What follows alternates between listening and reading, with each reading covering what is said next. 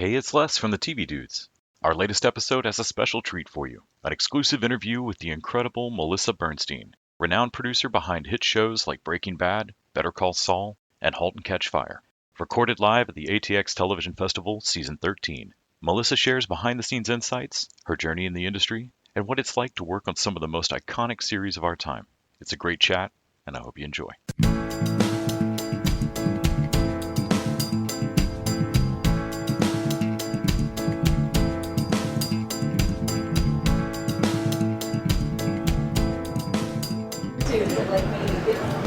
So I'm Les from the TV Dudes. Do you mind introducing yourself? I'm Melissa Bernstein, an executive producer on *Halt and Catch Fire*. So we just all got to see the *Halt and Catch Fire* panel, which if y'all had group hugged at the end, it would not have been shocking. That so much love on the stage, and you can tell how special the memory of it still feels. Talking to Toby about the time the actors got to rehearse, that's not a thing on TV very often. Do you, as a producer, that support, did that come down from AMC? How did that develop? You've got new showrunners, there are also new writers, you've got this whole thing, it's happening in Atlanta, the office is in LA. I think it was largely like the chemistry of the individuals. The Chris's were new, but like so open and excited about what the story they were telling. Like they were ready to listen, ready to take on board the opinions of their producers, of their network, of their cast, of their department heads, but like also knew the story they wanted to tell. And you're always sort of striking that balance is you have to listen, but you should only really take on board the things that make the show better. And they both just very naturally were good at that. They were, trusting and, let the directors find their way in terms of the way they wanted to tell the story. So they weren't dictated to episode by episode. We were really able to bring on directors and let them tell the story visually the way they wanted to tell it. And of course, like we would do our job to make sure the episodes connected to one another and narratively made sense, but that the episodes and the stories could have individual feeling to them. And the cast, what a special group. Like they did their read-throughs that they did. Yes. Such a special thing, and I had the privilege of attending one or two of them, and I just and like Carrie said at the panel, like initially it was like kind of panic inducing. Like it was like, oh no, they're going to get together and they're going to take everything apart, and we're going to have pages and pages and pages of notes, and like how are we going to deal with that? And it was 100% the wrong attitude to have. And watching them do just what she said, which is like, oh, you don't like that? I love that line for your character. I like defending this, like investing in and defending the scripts and the storylines from an artistic point of view, and helping each other see the show, through sort of a balanced perspective, which, doesn't have to be the process, because, everybody, when you're telling a story, it's like I only have access to my own thoughts and ideas, but like their process naturally sort of embraced the other characters' ideas and points of view, and I think the show is better for it. And like we didn't ask them to do that. They, it was something they saw to and prioritized themselves, and I think it made for magic. I'm biased. I just got done talking to them, but I feel like that's something that's either in the person or not. That you've written something that feels like your baby. The television is collaborative. Any screenplay is a collaborative document. You can't protect it to death, but like you said, you can't let it be everything to everybody. Yeah. As a producer on any project, are there moments when we've got enough elements and I'm pretty sure we have something here? Is there any telltale sign that you look for of like, I need to check up on that might be about to explode, or I can relax a little bit, the Chris's are good? Yeah, I mean, it's so much of it is just like a gut experience, but like you do want to sit back and observe and see what the like how people are relating to one another, how they're rising to meet the challenges, what problems seem to be arising, what the patterns are, and you try to see, are there patterns that are really concerning, and are they like, is it, are they coming, are the same issues coming up again and again with the same group of people? But on this show, part of it I really do think was the Chris's being new at it. Like they didn't come with a whole bunch of fears about how it can go wrong, because they didn't know. They didn't know how it could go wrong. So they weren't worried about, making the wrong step. They just were operating from a place of like taking people at their word and trying to make things work. So to me, it's just like you read it on the page, and does it move you? Do you continue to think about it? Does it stick with you? And then when you're watching on set, like, are you gripped? Are you leaning into the conversation? Like, because if you're in a place where you're like, oh, we're just gonna have to put this together in post, like if you're feeling like you're gonna have to manufacture a scene after the fact, that would be very, very alarming. And that was just never the case. Like watching these actors work and watching them make their choices, and some of them surprising choices, you could see there was magic there, I know, obviously, television stories have to still be exciting for you, or you wouldn't get up and do your job. Yeah. But at the same time, I know your job, just like even being a critic, it changes how you watch. And I'm sure for you know how the sausage is made. You know what that means. Lighting did that, or costuming did that. Were there any moments during *Halt and Catch Fire* or *Breaking Bad*, anything that you worked on? Have there been moments where it pulled you back to just being a viewer, where you watch a surprising actor choice and you just feel like you're watching it again? All the time.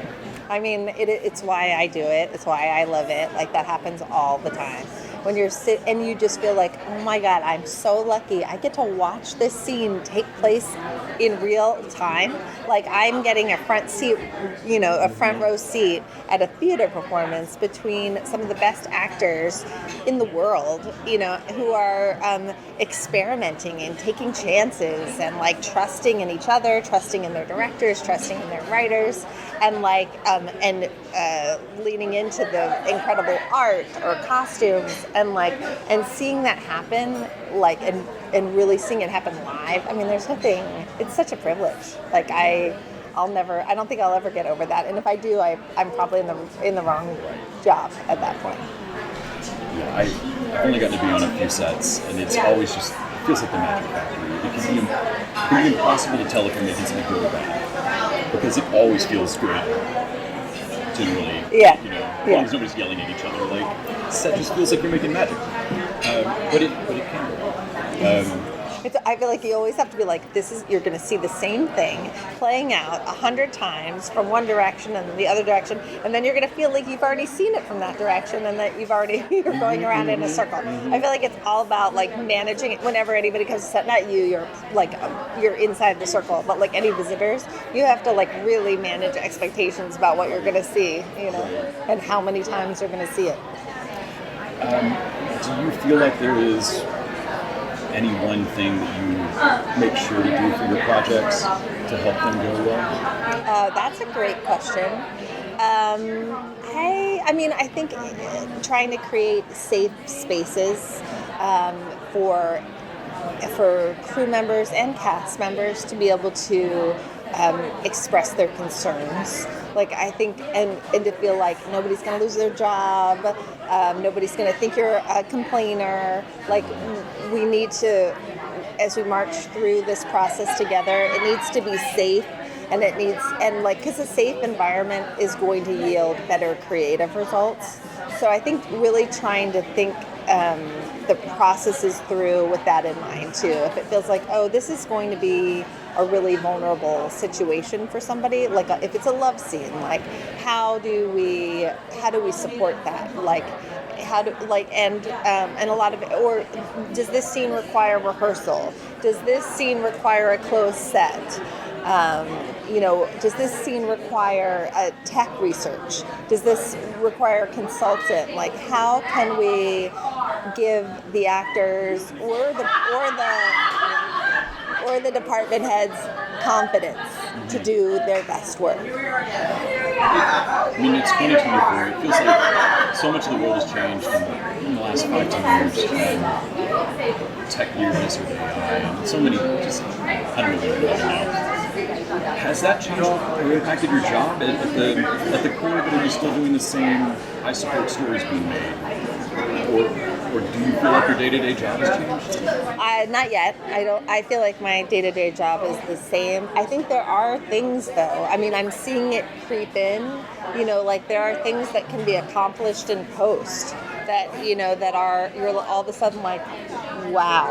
I did not know you could adjust lighting like that in post. That was not possible 3 years ago. Yeah, or take somebody's voice and make it sound a certain way. And like, I think because of this moment in time, I'm doing my very best to be really vigilant and to not. And if it feels like something that is crossing some kind of line or is on a slippery slope, I'd rather just like seal it off, and figure out another way around a problem. I think that speaks to that safety. You don't want to do anything that's going to make someone you're working with feel like they can't trust your decisions. Yes. Or that you know looking out for them. That's exactly right. Like, I think you need to feel like these decisions you make behind closed doors are decisions that would be okay on the front page of a newspaper, I did not mean this to tie to it, but I'm thinking of the clip that we watched in the panel of Donna having lied to Cameron. And being sure that she was doing what was best. But it was also a lie. And saying it, how she says it felt true at the time. Oh, that hit. Yeah. That it hard felt. to sit with.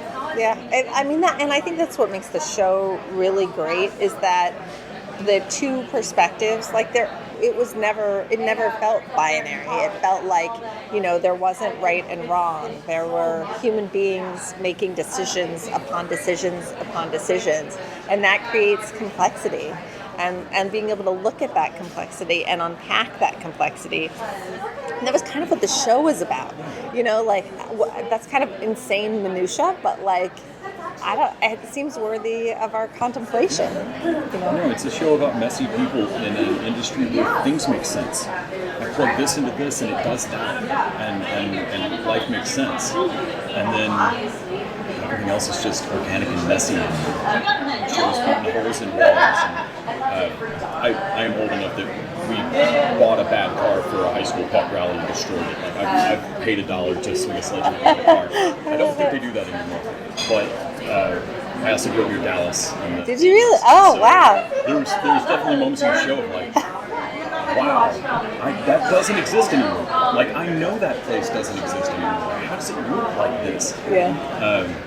That's an amazing thing about Chris Cantwell? I mean, both of them to some extent, but Cantwell because of the Dallas. He told me about accidentally recreating, or unconsciously at least, recreating his dad's office. And I can't imagine walking on set out of plot stuff right there.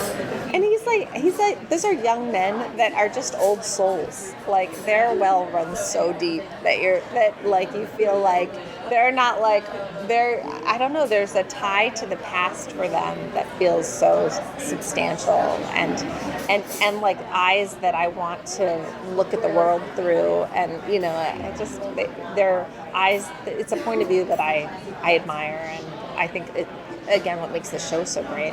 And the fact that, like, it was two of them, like sort of pushing each other to answer each question in a more nuanced and elevated way.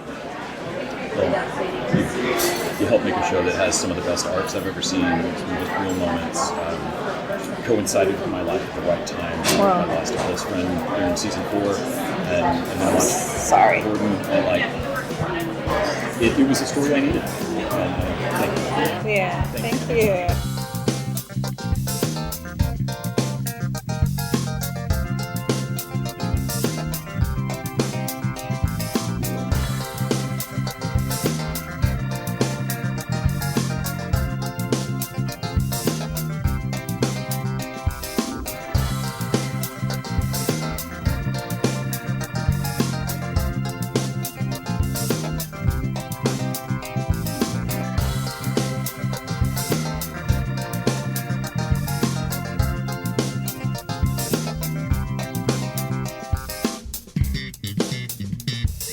TV Dudes is an independently run podcast out of Austin, Texas. We are exclusively listener supported. If you'd like to help us out, go to patreon.com/tvdudes. You can also find us on Facebook, Twitter, and Instagram at TV Dudes. All the music for our show is done by our friend and original TV Dude Gregory J. Amani Smith. To find out more about us, go to thetvdudes.com. I'm Randy Lander. I'm Les Weiler. And I'm Kyle Scott. Thanks for listening.